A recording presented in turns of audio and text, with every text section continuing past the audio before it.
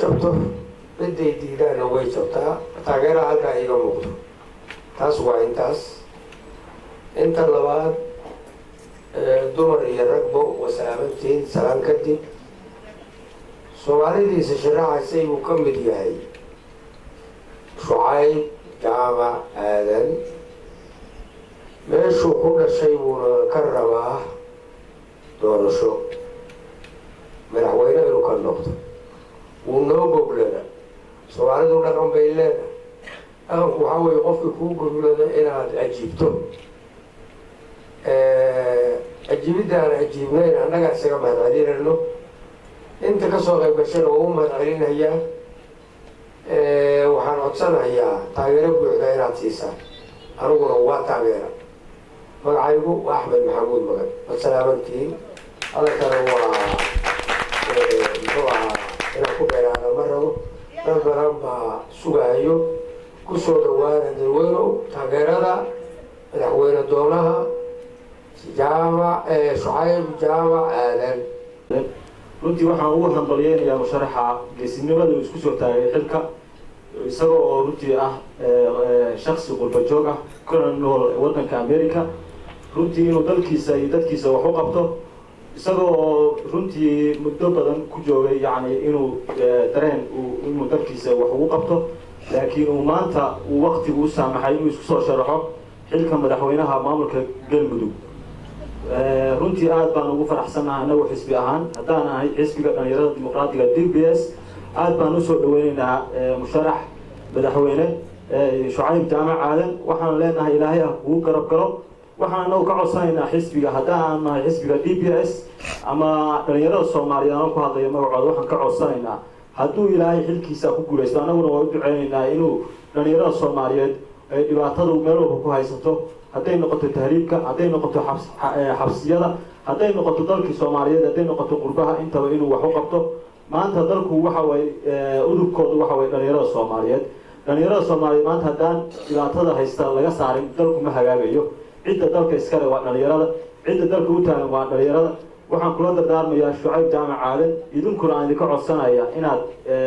musharaxnimadiisa aad ku garab gashaan oo aad ku soo dhaweysaan meel kastoo aad joogtaan dhammaan ummadda Soomaaliyeed weliba khaasatan waxaan ka codsanayaa dadka ku dhaqan ee ku nool gobolada mudug iyo galgaduud inay si weyn u soo dhaweeyaan musharax shuceyb jaamac aadan oona garab istaagaan sidii uu ku gaari lahaa hadafkiisa ah inuu noqdo musharaxa madaxweynaha galmudug aad iyo aad baan idin soo dhaweynayaa aad iyo aad baan u mahadsantihiin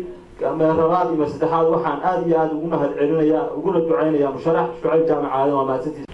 shuceyb maxamed aadan waxaan ku taageernay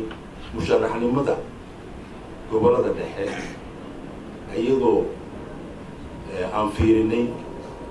siyaabaha hadda taagan inuu si geesinimo leh uga soo dhex baxay doortayna inuu isu taago in lagu doorto waxyaalaha dadka ka dhow qancin doona inay doortaan xisbiga leegada waxaan annaga u taagnin oo aan jecelnaa tan iyo waagii aan laga soo bilaabay xisbigii aabiyaasheen in dadka Soomaaliyeed fursad dimuqraadiya oo walaaltinimo ah oo isku dheexan oo isdhexgal ah min laga bilaabo Zeyla ilaa Raskamboni ay ku midaysan yihiin iskuna dhex doortaan dhexdooda fursadaas lama xaqiiri karo lama inkiri karo looma diidi karo qof kasta oo Soomaaliya xaaladda taageerna waa mid federaal ah aan ka cabsanayno inay keento in dhexdeena kala qaybsanaan inkastoo aan rajaynayo mas-uuliyiinta noo soo bixi doonto sida shuceyb oo kale inay arrintaas ka hortegi doonaan oo istaraatiijiya dadka iyo dadka lagu kala qaybinayo taasna de waa hawl u taallo hadduu ilaahay ku guuleysiiyo inuu Soomaaliya mideeyo dadka Soomaaliyeed ay mideeyaan ajnabina ay dalkiisa gudihiisa isku noqdo waa problem cusub oo annaga hadda loo baahan yahay jiilkaan cusub loo baahan yahay dadkii ka horreeyay loo baahan yahay kasii shaqeeyaan inaysan dhicin in nin Soomaaliya dhexdeeda uu xaquuq ka waayo isagoo gobolkii ama gobolka la'aan waxaan doonaynaa meesha uu u soo tegay inuu madaxweyne ka noqdo in ilaahay uu khasbo baan ilaahay ka baryaynaa ومال أدو دبعة بدل لكن أستغل وصو بريري ربو لبحني يربو سوى فرحني يربو صباح شريك هدي لو باهي وانين قلدبب اوغا شيء ومغالada قلدبب اوغا شيء waxa weeye marka ninkaas waxaan ilaahay uga baryeynaa in musharaxnimada uu raganimadiisa ugu soo talagalay in ilaahay ku guuleeyo waxaanu ka doonaynaa mudug iyo galgaduudna dadka jooga inay ku soo taageeraan ninkaas oo uga yimid qurbada una yimid inuu wax u qabto dadweynaha Soomaaliyeed oo ku nool gobolkaas iyo anigoo ah musharaxa madaxtinimada maamul gobaleedka mudug iyo galgaduud magacayguna yahay shuceyb jaamac aadan inay u gudbiyaan Soomaali min raas caseer ilaa raas gamboon dibad iyo gudaba wajazaakum allahu khayr jazaa leeyahay inta kadib walaalayaal sidii ay dadkii horeba u sheegeen isimada aqoon-yahaniinta siyaasiyiinta marwooyinka gabdhaha intaba waxaan horta leeyahay wixii aan sheegi lahaa iyagii baaba iga wada qaatayba marka insha allahu sida horeba laydu kugu sheegay ama astaantaba aad ku haysaan waxaan ahay musharaxa madaxtinimada maamul goboleedka mudug iyo galgaduud insha allah baan u taaganahay insha allahna aan raba inaan u safro oo aan tago meesha gogashu taallo oo ah maamul goboleedka ximin iyo xeeb ee cadaado oo gogashu hadda ay taallo intaa kadib intaas waa hordhac weeye runtii waxaan aad uga cudur daaranayaa fadhigan dad badan oo imaan lahaa oo ka soo qaybgeli lahaa oo labadaa gobol u dhashay mudug iyo galgaduud iyo inta u dhowba iyo qaar kaloo soomaalinimaba ay waday inuu waqtigu misaabix waayo duruufaha jira dartood sida roobabka jira iyo meeshoo aad u fogeyd oo dadku in badan oo ka midii ay heli waayeen inay soo gaaraan waxaan leeyahay waxay nooga dhigan tahay khaasatan aniga iga dhigan tahay ayagoo yimid nala qaatay waqtiga nalana wadaagay madasheenna aanu galabta fadhino jazaakum allahu khayru jazaa baan leeyahay again then after that haddaan guda galo anoo soo koobiya waqtiguna inagu yaryahay dadkuna aan dareemaya inay meelo fog ka yimaadeen waxa halkaan keenana ay tahay soomaalinimo iyo islaamnimo iyo rabitaan qarannimo min forum degmo gobol ilaa iyo dowlad Soomaali oo dhan ka dhaxaysa inuu wada raadinayno darteeda ay sukan keenay waxaan rabaa insha Allah anoo soo koobaya anigu runtii sida la idin sheegay waxaan ka soo jeedaa gobolka mudug khaasatan waxaan ka soo jeedaa magaalada gaalkacyo khaasatan waxaan ka sii jeedaa magaalada galdogob waa degmada galdogob waxaan filayaa waa degmo taariikh dheer leh oo taariikh weyn la weeye ma aha taariikh degmo la kowsatay dawladihii dhashay way ka horeysay xilligii wadanku xataa gumaysiga uu joogay galdogob waxay ahayd magaalo ka mid ah magaalooyinkii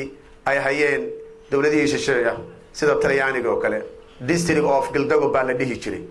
then waxaan marka rabaa in badan waan raadinayay inaan Soomaali sidaan oo kale u hor imaado aan ka hadlo ama aan u socdo mansab ama yaana u socone inaan Soomaali la qaybsado masiirka Soomaali weyn min degmo ilaa gobol ilaa iyo dawlad weyn waan jeclaa laakiin ilaahay maanta ayuu ku soo aaday walaal aanan ka maqnayn oo in badan aan ku jiray saxaafadda aan ku jiray meediyaha ilaa 12 sano oo aan kaga hadlayay meelo badan oo kamid ah meediyaha ama ha noqdo mid international ama ha noqdo mid gudaha waliba anigoo ku sugan dhulka aan ka yimid oo la idin sheegay North of America especially Seattle Washington USA intaas oo dhan waxaan raadinayay waxa maanta halkaan aan fadhiyay galabta weeye aan waqtigayga u soo bixiyay aan safarkayga u soo galay aan uga soo tagay shaqooyinkaygii iyo meeshii aan joogay therefore waxaan marka rabaa inaan idin la wadaago adinkuna ila wadaagtaan insha Allah midkuna waxa weeye dal iyo dawladnimo mid ah baanu doonaynaa dhammaanteen haddii ilaahay inaanu taa horta meel dhigano oo qaacidadeenu halka ay noqoto waa loo baahan yahay markay ka soo tagto meesha aan u socdo iyo hamigayga maamul goboleedka mudug iyo galgaduud baan waxaan rabaa inaan wax yar ka taabto laana meeshaasi sidaa taqaanaan in badanna hadda halkaan fadhidaana inaad ka timaadeen waa macquul ama aad maqasheenba mudug iyo galgaduudi waa xudunta Soomaaliya waa meeshii xornimada dadkii keenay aqoonta dadkii lahaa Soomaali dadkii hormoodka u ahaa kuwii xilligii gumaysiga la dagaalamayay kuwii dawladii dhexe oo civilian ka ahayd kuwii dawladda militariga ahayd kuwa hadeer laftigeeda madaxda ka oo Xasan Sheekh Maxamed u dambeeyo waa meeshii ka yimaadeen mudug iyo galgaduudi waa meel marka taariikh leh waa meel dadkeeda la yaqaan waa meel dadkeeda la yaqaan waa meel nabadna leh hadday nabad qaataanna nabadooda muujin kara oo la wadaari karo hadday dadka colaad u horseedaanna colaadeedu ay carrada oo dhan wada gaarayso taariikhaana waynu ognahay Soomaalidu meeshii colaadeedu ka bilaabatay kama bilaaban koonfur kama bilaaban waqooyi meesha ka bilaabatay waa Central State of Somalia waa mudug iyo galgaduud bay ka bilaabatay maantana waxa nabadu taala oo nabadaan rabnaa inaan ka keenaahi oo Soomaaliya oo rabnaa inaan ku camimno waa mudug iyo galgaduud